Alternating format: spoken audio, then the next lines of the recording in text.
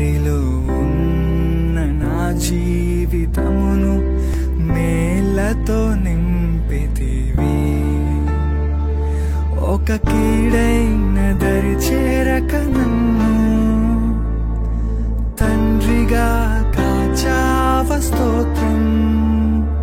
ఒక కీడైన దరి చేరక నన్ను